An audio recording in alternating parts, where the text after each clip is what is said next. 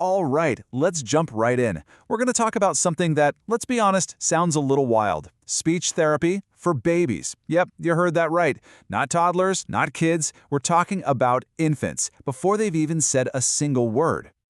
So where are we getting all this from? We're digging into some pretty specific source material today. It's from SLP 527, Week 7, Assessment and Intervention in the Pre-Linguistic Period. Now, that sounds super academic, I know, but we're going to break down what it really means for the tiniest humans out there.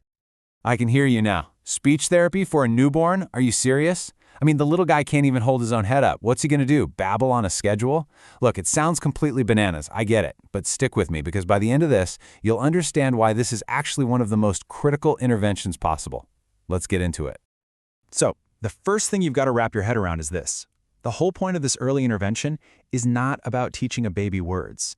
It's about building the entire launchpad for communication. It's all about the family, the environment, and the thousands of tiny interactions that happen way, way before that first mama or dada. And that brings us to the absolute core philosophy here, family-centered practice. This means the experts, the speech-language pathologists, they aren't the main characters in this story. They're the coaches. The parents, they're the real MVPs. So this whole thing is really about giving the family the tools they need because they're the ones in the trenches 24/7. Okay, so how does this actually work in practice? Well, it all revolves around something called an IFSP. That's an Individualized Family Service Plan. You can just think of it as a custom-made playbook for the child and their family. It's not a one-size-fits-all thing. It looks at where the kid is right now, what the family's biggest priorities are, and sets real, concrete goals. It's the whole shebang, a complete roadmap from day one. All right, so this all sounds great in theory, but who actually needs this, right? Who are we talking about here? Who gets this kind of super early support system? We're looking at infants who fall into this high-risk category, and that can cover a lot of ground. You've got babies born too early or with a low birth weight. That's a huge one. Then there are prenatal factors, like exposure to drugs or alcohol. You've also got genetic conditions, hearing loss, and even things that don't have obvious physical signs, like autism. Basically, we're talking about any situation that could potentially put a roadblock up for a child's development, right from the very beginning. You know, for a lot of these kids, their story starts in one of the most intense places on Earth, the NICU, the Neonatal Intensive Care Unit. And this is like intervention on expert mode. And in the NICU, the playbook for a speech-language pathologist, or SLP, is twofold. On the one hand, you've got the super practical stuff, assessment. That means making sure the baby can feed safely, screening their hearing, the essentials. But then there's the other side of the coin, management. And this is where it gets really incredible. This is about teaching parents how to read their baby's signals, how to bond, and how to do things like kangaroo care, which is really just the powerful act of skin-to-skin contact. And this is so important. Yeah, even when a baby is covered in wires and tubes, the goal is so much bigger than just survival. It's about forging that connection between the parent and their baby. It's teaching parents to see past all the medical gear and just understand what their little one is trying to tell them.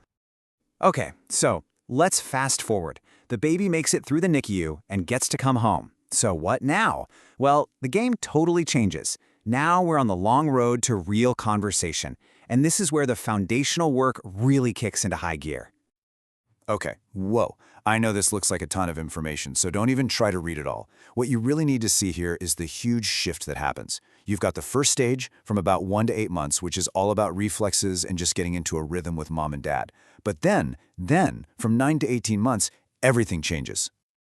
And that brings us to the magic word, the game changer. It's intention. This is that massive leap forward. That baby isn't just babbling into the void anymore. No, they're pointing because they want that thing. They're making a specific sound to get you to look at them. It's watching that switch flip in their brain from just making noise to actually trying to tell you something.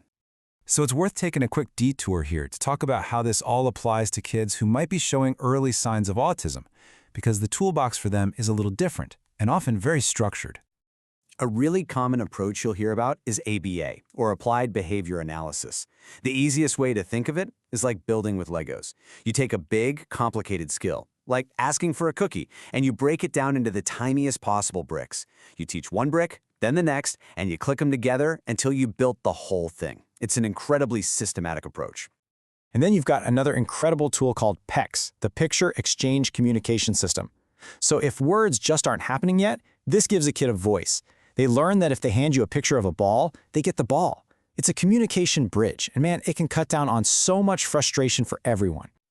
And all of this, all these tools and strategies, they bring us right back full circle to the single most important theme of this whole thing. This quote from the source material really just says it all, doesn't it? The SLP's role isn't to come in for an hour a week and magically fix the child. Their real job, their most important job, is to be a coach for the parents, to educate them and to give them the tools to create a communication-rich world for their kid 24/7. So after all this, if you remember just one thing, let it be this. When it comes to early intervention, the family isn't just on the team. They are the team. Plain and simple. That's everything.